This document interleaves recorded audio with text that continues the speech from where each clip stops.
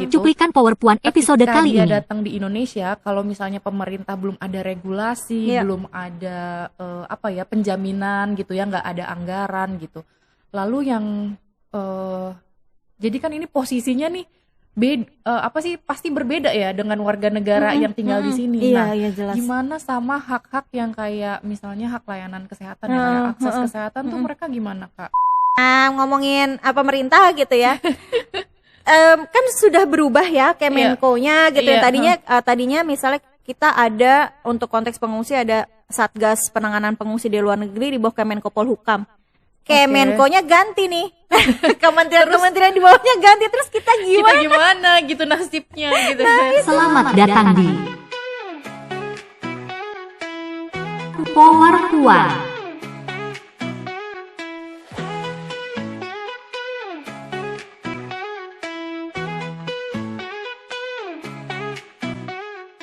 Hai Sobat Puan, ketemu lagi bareng aku Dede di podcast Power Puan. Kali ini aku nggak sendirian, aku sudah ditemani sama Kak Atika Yuwanita dari Suaka. Mungkin kita langsung aja ya, kita sapa Kak Tika, sekaligus Kak Tika juga akan menyapa Sobat Puan dan memperkenalkan diri nih. Boleh? Hai Kak Tika. Halo Dede, terima kasih sekali lagi. Halo kawan-kawan Sobat Puan. Ini senang banget ya pertama kali diundang gitu ya di podcastnya Power Puan. Semoga nanti informasi yang disampaikan bisa berguna buat kawan-kawan Sobat Puan. Dan sekali lagi terima kasih untuk kawan-kawan YKP telah mengundang saya mewakili kawan-kawan perkumpulan Suaka. Oke, nah kalau boleh tahu Suaka ini apa sih Kak? Jadi kami itu salah satu NGO memang yang bergerak untuk memberikan perlindungan dan juga pemenuhan HAM bagi kawan-kawan pengungsi. Nah di sini tuh konteksnya bukan pengungsi versi masyarakat nih biasanya yang diketahui masyarakat, tapi untuk pengungsi luar negeri gitu dan juga pencari suaka. Jadi memang konteksnya tuh kawan-kawan yang datang ke Indonesia gitu. Oke, jadi bukan pengungsi-pengungsi yang kayak misalnya bencana gitu ya, yang kayak konteks hari ini ya, nasional ya, bukan ya, gitu. Jadi benar. refugee ya, betul. Atau pengungsi yang dari luar Indonesia gitu ya. Nah, ini kan Suaka ini kan memang bekerja di isunya pengungsian nih. Aku sendiri juga masih awam banget nih Kak soal informasi pengungsi gitu. Sebetulnya siapa sih yang disebut sebagai pengungsi itu? Iya, informasi juga buat Dede dan juga kawan-kawan Sobat Puan yang lain. Jadi memang konteksnya adalah biasanya itu orang bertanya apa sih bedanya gitu. Yang pasti tadi pertama mereka itu tidak berasal dari Indonesia gitu atau mereka datang di Indonesia.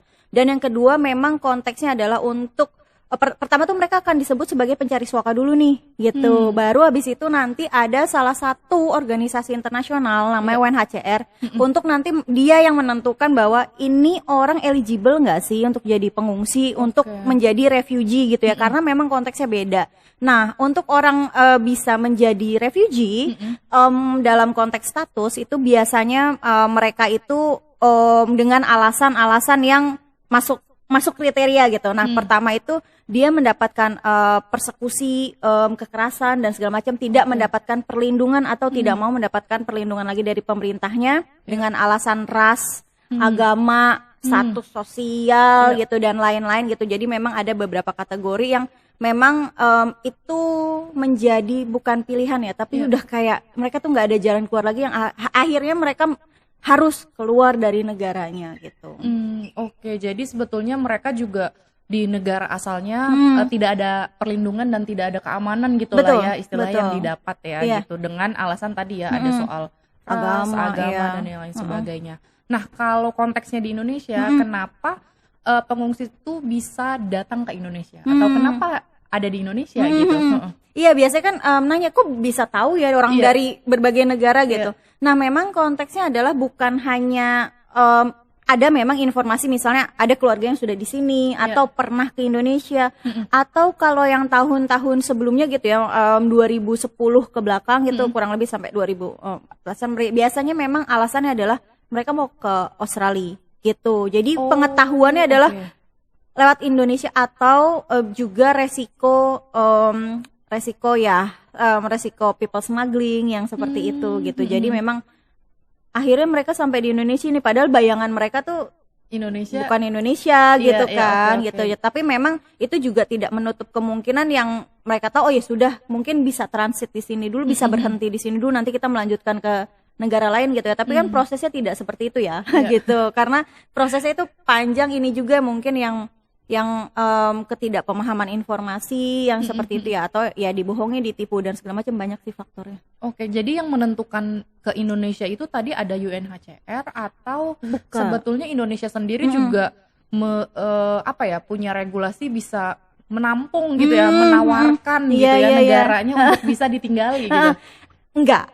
Jadi enggak ya? Memang apa sih namanya, dalam hal ini negara Indonesia gitu ya, pemerintah itu enggak punya regulasi untuk konteks seperti itu gitu. Makanya banyak memang narasi-narasi di luar sana yang bilang adalah Indonesia itu negara transit ya. Salah satunya memang ini bukan negara tujuan. Kenapa? Karena pemerintah itu belum ratifikasi Konvensi 1951 terkait dengan pengungsi gitu. Jadi karena belum meratifikasi, jadi memang kayak tata kelola kepengungsian itu pemerintah belum punya, apalagi untuk menjadi kita bilangnya negara resettlement atau negara ketiga atau negara tujuan pengungsi gitu. Jadi sebenarnya ya dalam konteks itu aja pengungsi ya tadi kadang tidak memilih gitu ya. Terus pemerintah belum punya regulasi, akhirnya dia minta bantuan kepada UNHCR untuk datang ke Indonesia, diproseslah nih kawan-kawan asylum seeker atau pencari suaka untuk mendapatkan status pengungsi, biar nanti mereka bisa ke negara ketiga gitu. Oke, jadi kayak semacam transit dulu lah ya.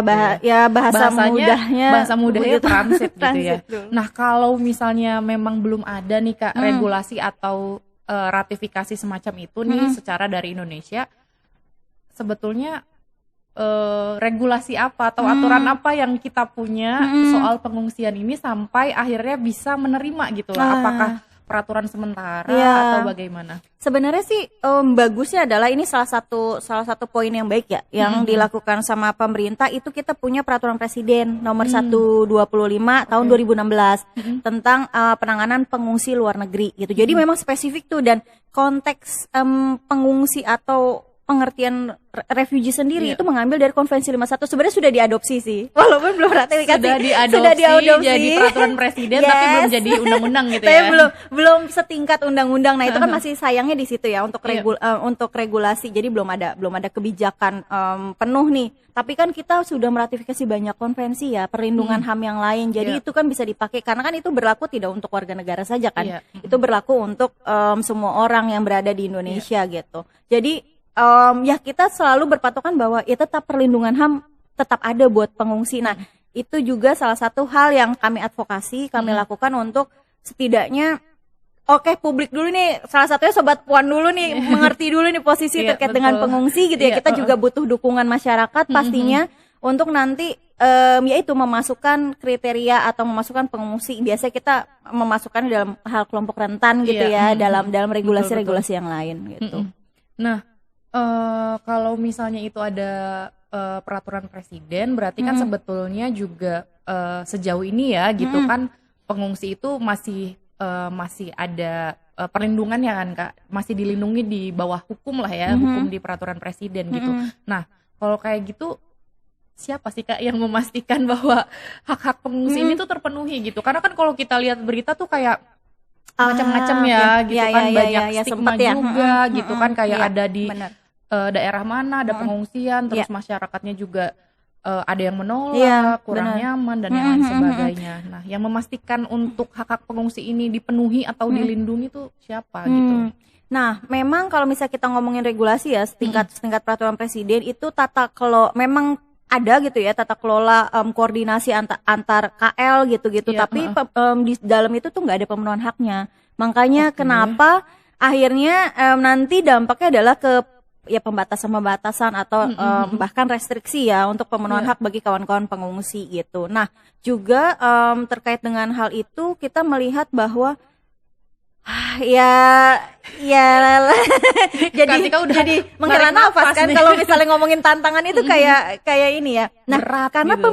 Pemberitaan itu menurut kami adalah karena nggak paham, publik nggak paham, dan juga ya pastinya nggak juga di ini nih, ada segregasi juga, ada juga konflik sosial ya, itu pasti di kita aja ada gitu ya, apalagi dengan ini yang perbedaan bahasa, kultur gitu kan, terus juga ketidak pemahaman hukum misalnya, itu juga kan menyebabkan bahwa ya itu pasti ada gitu ya. Itu kenapa nggak ini, cuman masalahnya biasanya pemberitaan itu tuh ada disinformasi gitu. Kayak misalnya contohnya paling ramai kan waktu mau pemilu tuh di Aceh ada penyerangan dan segala macam. Terus sebelumnya itu bahkan ada informasi, ada di media yang bilang bahwa ini pengungsi tidak bersyukur, tidak membuang-buang makanan kok, atau misalnya kok mereka dapat bantuan pakai dana APBN.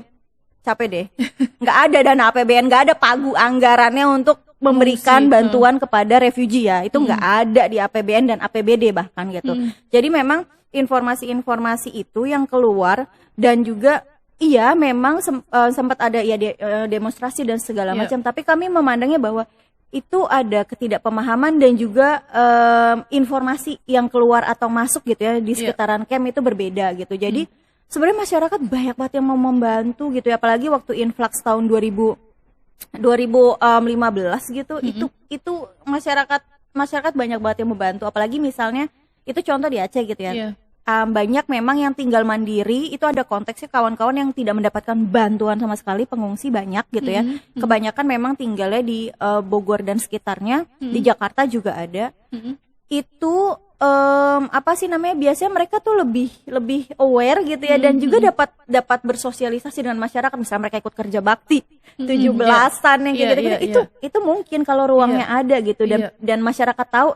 Malah banyak masyarakat yang bilang, kok mereka kasihan sih, terus mereka dapat uang dari mana, kok mereka nggak boleh kerja kan di Indonesia gitu, atau itu adalah larangan. Jadi dampaknya ini yang paling agak riskan, dan juga banyak pengaduan yang suka terima itu terkait dengan mereka tuh bisa ditahan oleh petugas imigrasi ya, dalam hal ini petugas imigrasi. Misal mereka bisa ditahan di detensi kalau ketahuan jangankan bekerja kadang kan mungkin di pikiran kita adalah bekerja secara formal gitu ya, enggak. Dagang misalnya, mencari nafkah lah, itu nggak boleh gitu. Jadi itu juga tuh salah satu tantangan gitu yang dihadapin kawan-kawan. Nah, memang ada tipe juga yang refugee itu dapat bantuan, tapi dapat bantuan dari siapa gitu? Pemerintah? Bukan.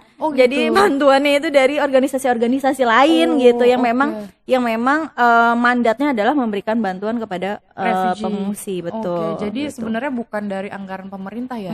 Bukan. Nah, kalau misalnya yang menjamin kayak secara ekonomi Kak, kalau misalnya nggak boleh kerja nih, kemudian secara tempat tinggal, tadi kan juga kayak ada yang di Aceh, di Bogor, di mana. Nah, itu yang menjamin siapa Kak? Maksudnya di mana mereka tinggal gitu.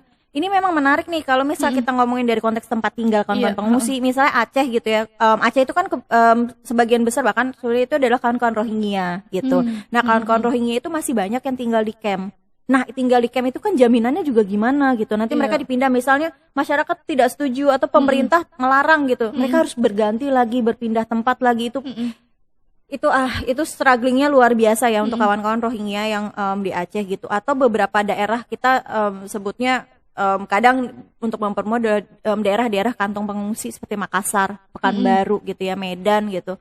Nah, itu ada yang mendapatkan bantuan dari IOM biasanya gitu.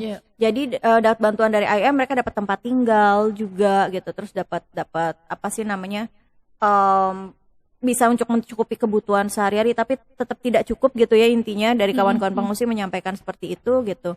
Atau yang ketiga, mereka berada ya kontrak kos dan segala macam, itu yang tinggal mandiri gitu, itu yang sama sekali nggak dapat bantuan dari siapapun gitu ya. Dan itu juga tadi ya, bantuan secara ekonomi pun juga dijaminnya bukan dari pemerintah ya. Bukan gitu. Wow, ini juga sebuah informasi sih ya buat Sobat Puan juga kan, yang kayak sebetulnya kita juga banyak banget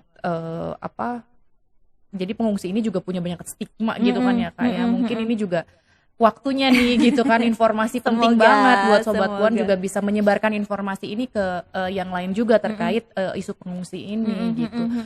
Aku juga jadi penasaran banget nih ya soal kalau tadi soal tempat tinggal gitu. Ketika dia datang di Indonesia, kalau misalnya pemerintah belum ada regulasi, belum ada penjaminan gitu ya, nggak ada anggaran gitu. Lalu yang jadi kan ini posisinya nih pasti berbeda ya dengan warga negara yang tinggal di sini. Nah, jelas. Gimana sama hak-hak yang kayak misalnya hak layanan kesehatan ya, akses kesehatan tuh mereka gimana Kak? Maksudnya kayak nanti kalau misalnya mereka sakit gitu ya, apakah mereka bisa ke puskesmas, apakah mereka juga bisa mendapatkan ID gitu ya, semacam kartu identitas gitu, dan bisa mengaksesnya secara gratis atau gimana Kak? Nah ini sebenarnya kalau misalnya kita ngomongin kesehatan itu salah satu hak yang progresif gitu ya untuk yang didapat sama kawan-kawan pengungsi gitu. Selain juga ada hak pendidikan juga gitu, tapi pendidikan dasar. Nah kesehatan itu menarik adalah ya tadi kalau misalnya daerahnya gitu ya, daerah tempat tinggal terus ada puskesmas di situ, biasanya puskesmas sudah tahu nih. Jadi puskesmas itu salah satu garda terdepan lah dalam pemberian hak kesehatan bagi pengungsi. Mereka udah tahu nih konteks pengungsi, dan juga apa sih namanya, jadi pengungsi bisa mengakses puskesmas. Gitu. Itu yang puskesmasnya yang memang ada di lingkungan pengungsi gitu. Jadi puskesmas itu udah paham lah ya konteks pengungsi gitu, dan karena kan memang juga diadvokasi oleh beberapa organisasi kan gitu terkait dengan konteks pengungsi itu seperti apa sih dan segala macam. Jadi puskesmas itu udah paham. Nah puskesmas gak ada terdepan, tapi kalau misalnya lari ke rumah sakit enggak, itu biaya sendiri. Jadi dan mereka ya tadi ini berhubungan sebenarnya sama administratif kependudukan atau berbagai pokoknya administrasi itu kita punya KTP gitu ya.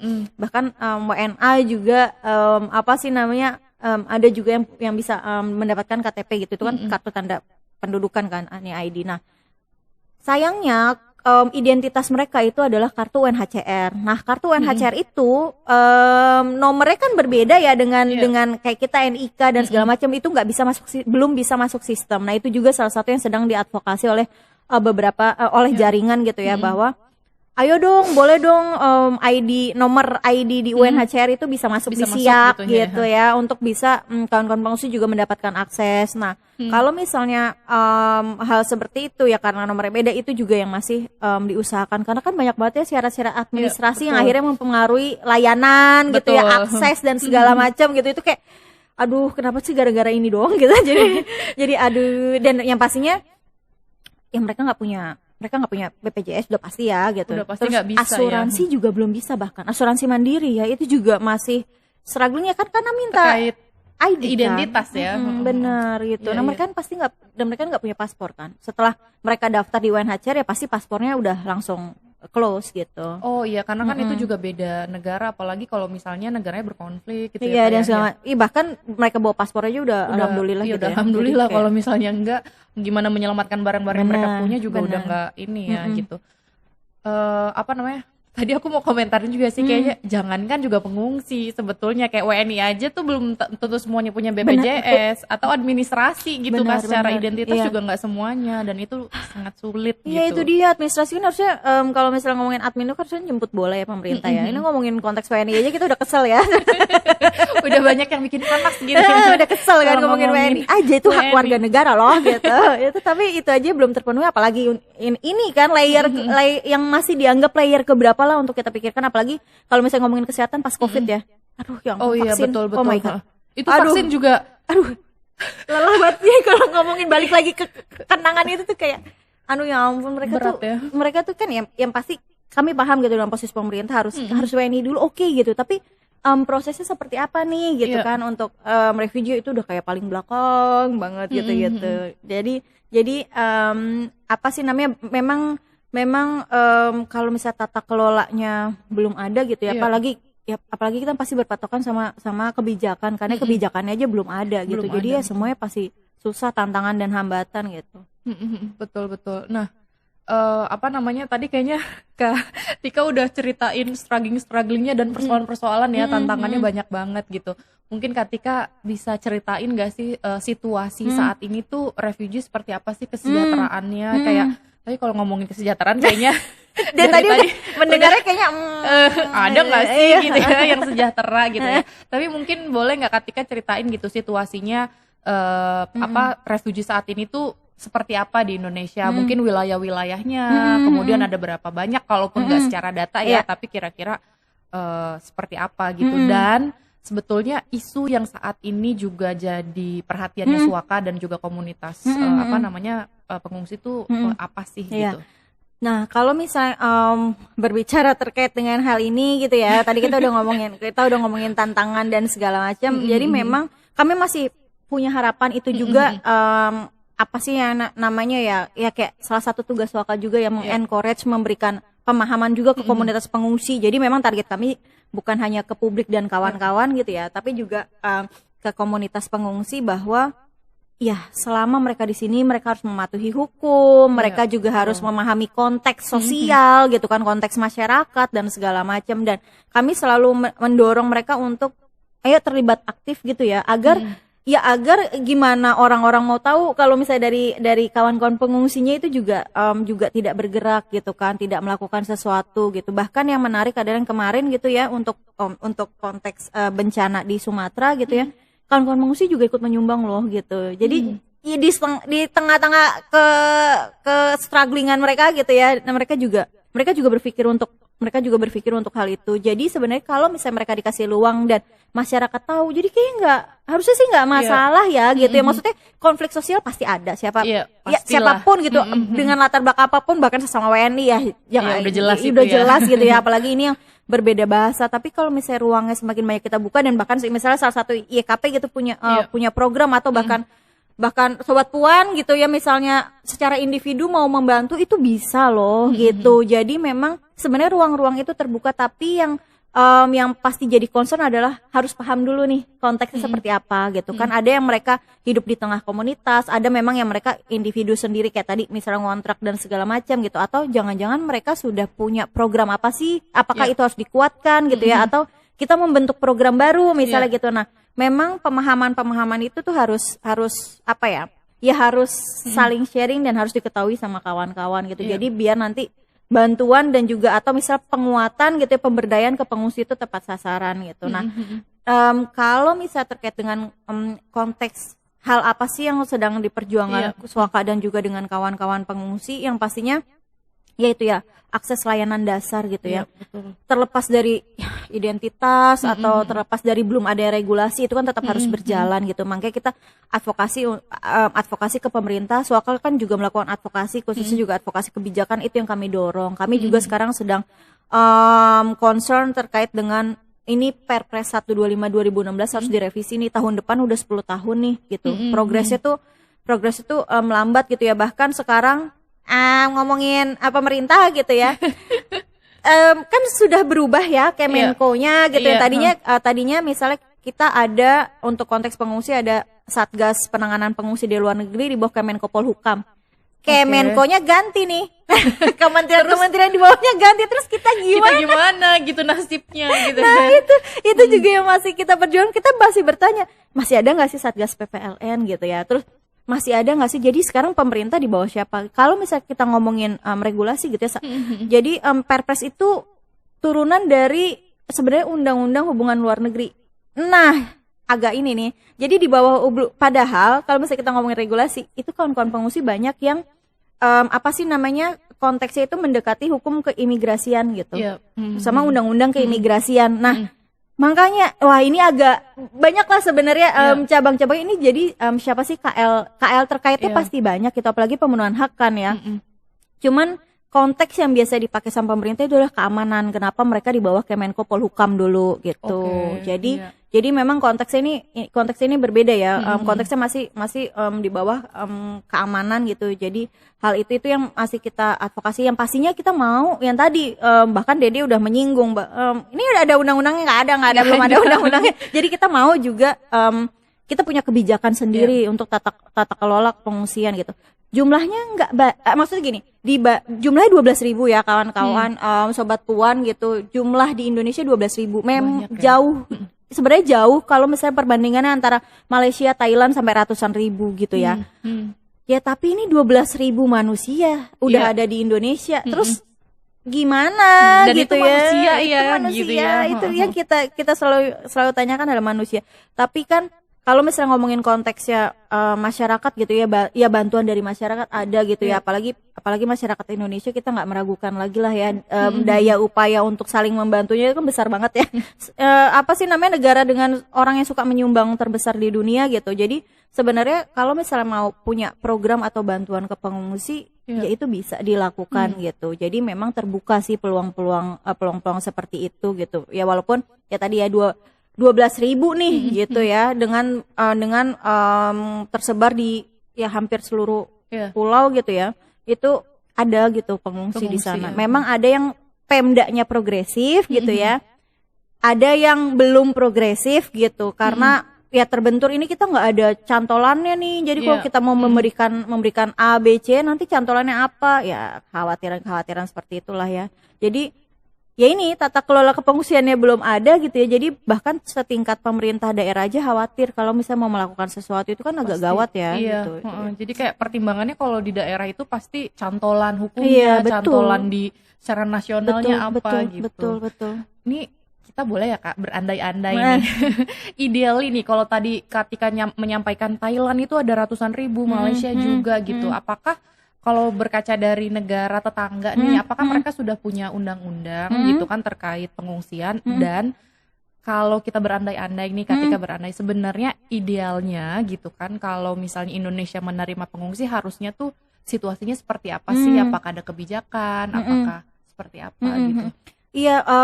Nah ini termasuk yang tadi ya, di Asia Tenggara kita progresif banget gitu. Jadi Indonesia progresif banget, sudah punya perpres gitu. Jadi itu masalah kalau ketemu jaringan regional gitu ya, khususnya yang ASEAN gitu.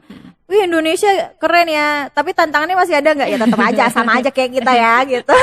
Jadi biasa jadi curhatannya masih sama gitu ya untuk kawan-kawan di Asia Tenggara gitu. Jadi sama, nah harapannya memang idealnya adalah kita punya kebijakan sendiri, kita punya tata kelola sendiri. Jadi KL-nya tuh nggak khawatir gitu ya, masyarakatnya nggak bingung nih siapa sih ini manusia kok appearance-nya atau tampaknya kan tampak luarnya beda gitu. Ini siapa sih gitu, kok mereka kita ajak ngobrol nggak ngerti-ngerti misalnya kayak gitu-gitu. Nah tapi kan kalau tata kelola sudah ada kan harapannya informasi ke publik itu juga ada ya gitu. Dan juga kayak batasan, bahkan misalnya mau ada batasan gitu ya, dan segala macam itu kan bisa jelas tertuang gitu ya. Jelas gitu. Jadi kan ini masih ada kekhawatiran ya itu tadi, misalnya untuk orang-orang atau bagian dari pemerintah yang ingin progresif itu nggak khawatir lagi gitu kalau misalnya cantolan hukumnya udah ada. Harapannya memang seperti itu. Tapi yang kedua juga tidak hanya itu gitu ya, tapi penguatan itu kan pasti kan kalau misalnya ada kebijakan ya penguatan di instansinya gitu ya, di KL dan segala macam, pokoknya jajarannya terus kuat, dan juga penguatan untuk komunitas pengungsinya gitu. Kalau misalnya mereka ya lagi-lagi ya misalnya mereka tidak paham konteks Indonesia ya diajarkan gitu ya, mereka juga aware kok sama hal itu, mereka juga mau belajar gitu ya, asal diberi ruang. Saya rasa banyak banget nih kontribusi yang bisa dilakukan sama pengungsi. Kan biasanya pemerintah nanya apa sih yang bisa dilakukan pengungsi, ya banyak, kalian aja nggak mau ngasih ruang gitu ya, sebenarnya mah ada aja gitu.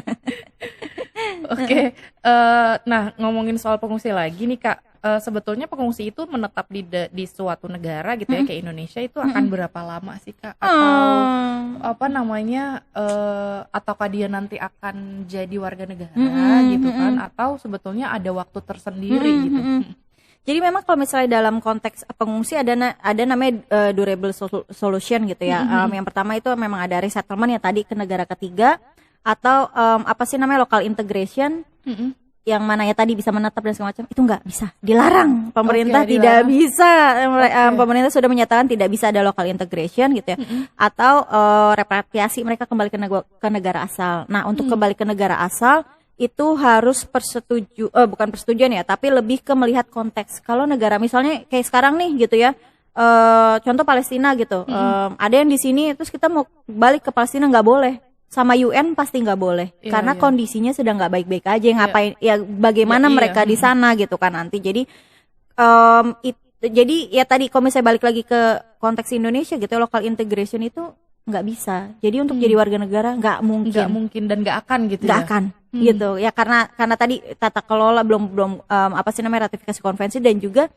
juga memang ya ketentuannya memang belum boleh gitu untuk pengungsi bisa jadi warga negara gitu ya karena salah satunya juga persyaratan administrasi kan gitu. Jadi memang nggak bisa, kemungkinannya nggak. Dan akan berapa lama? Wah, kalian stok aja deh yang udah banyak yang udah lebih dari 10 tahun gitu di sini dengan keadaan yang tidak apa namanya, yang nggak tahu kayak gimana gitu kan. Iya makanya apa sih namanya, sebelumnya kami ada penelitian terkait dengan kesehatan mental pengungsi gitu ya. Ya itu dampaknya semakin lama mereka tinggal dan juga mereka tidak bisa melakukan apa-apa gitu ya kan, ruang lingkupnya terbatas ya mereka gitu. Itu yang bikin mereka tambah stres karena ya ketidakpastian gitu kan, prosesnya seperti apa mereka tidak tahu, harus berapa lama lagi di Indonesia gitu dengan segala keterbatasan, itu membuat kesehatan mentalnya semakin memburuk gitu. Jadi itu kan akan tambah PR lagi sebenarnya ya kalau misalnya ngomongin konteks itu gitu. Ini kita jadi ikutan sedih nih Sobat Puan karena teman-teman kita gitu ya, teman-teman pengungsi justru hidupnya juga masih ketidakpastiannya ya kita masih nggak tahu gitu kan, regulasi nggak ada dan bahkan bertahun-tahun itu juga mereka nggak bisa mengakses gitu kan, nggak dapat hak-haknya juga gitu ya.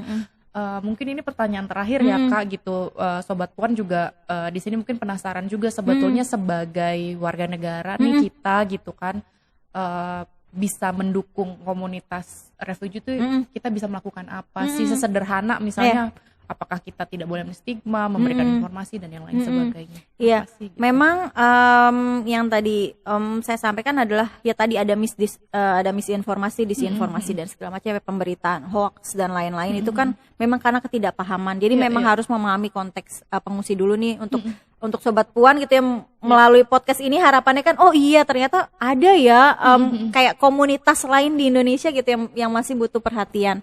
Nah, yang bisa dilakukan ya pasti tadi ya thank you banget Dede sudah mention itu, ini harus melepaskan stigma nih gitu ya, selama mereka berada di Indonesia kan ya banyak keterbatasan tadi gitu ya, dan juga bantuan sekarang banyak juga kok, khususnya untuk kawan-kawan yang muda nih, untuk yang youth gitu ya. Betul. Mereka tuh banyak banget yang misalnya jadi volunteer jadi ngajarin bahasa Indonesia, bahasa Inggris, matematik gitu. Jadi memang komunitas pengungsi di Indonesia walaupun di tengah keterbatasan gitu ya, mereka sangat-sangat berjuang untuk bagaimana sih mereka tetap berdaya. Salah satunya pendidikan gitu. Nah, lewat pendidikan itu biasanya volunteer tuh banyak tuh boleh join di sini nggak, kita mau ikutan ngajar dan segala macam gitu-gitu. Dan juga banyak juga penelitian yang sudah dilakukan oleh ya kawan-kawan peneliti di Indonesia ya. Dulu beberapa tahun kebelakang itu jarang banget, sekarang sudah semakin banyak gitu ya, karena ini kan situasi global ya, bukan hanya situasi Indonesia gitu.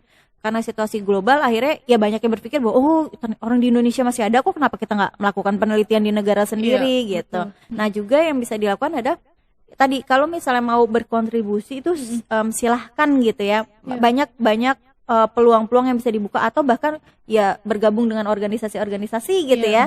Dan juga pastinya mempunyai kegiatan bareng pengungsi itu salah satu hal yang baik juga gitu, dan pengungsi tidak menutup untuk hal itu gitu. Jadi silahkan saja gitu, dan apalagi kalau misalnya mau mendukung juga advokasi gitu ya, atau ke pemerintah dan segala macam, khususnya Suaka sangat terbuka sekali. Jadi silahkan gabung gitu ya, dan juga silahkan belajar. Kami sih mengencourage banget untuk kawan-kawan kita sama-sama tahu posisi kawan-kawan pengungsi dengan belajar, dan nanti juga pasti akan menemukan apa sih yang bisa kami kontribusikan gitu. Itu sebenarnya banyak banget. Oke, terima kasih loh Kak Tika. Sama-sama, mungkin kalau Dede. misalnya Sobat Puan mau bergabung atau mencari informasi terkait pengungsi boleh Boleh ke Suaka dengan ke senang hati. dengan menghubungi Suaka. Lewat Betul. mana Kak? Lewat email Suaka gitu Kak. Juga kalau misalnya mau tahu gitu ya berita-berita dan segala macam, itu bisa melihat website Suaka di suaka.or.id. Silakan kunjungin, dan juga silakan email ke sekretariat@suaka.or.id. Jadi terima kasih untuk Sobat Puan yang sudah mendengarkan, dan semoga tertarik gitu ya, dan juga silakan menghubungi Suaka. Oke, itu dia infonya ya. Jangan lupa untuk cek websitenya Suaka ya, buat tahu informasi lebih banyak terkait isu-isu pengungsi. Kak Tika, terima kasih banyak Sama-sama, sudah Dede. Terima kasih. mau hadir di Power Puan. Terima kasih. Power Puan, karena ini informasi yang sangat penting. Jadi Sobat Puan jangan lupa untuk ikutin terus YouTube-nya YKP, sosial media YKP, dan juga boleh banget loh video ini di-share ke teman-teman yang lain, biar informasi terkait pengungsi ini juga bisa disebarkan ke Sobat Puan yang lain. Oke Sobat Puan, sampai ketemu lagi di episode berikutnya. Terima kasih. Sampai ketemu lagi Sobat Puan. Bersama Sobat Puan, terus perjuangkan kesamaan, agar tak lagi menjadi penghias, tegak tak lagi di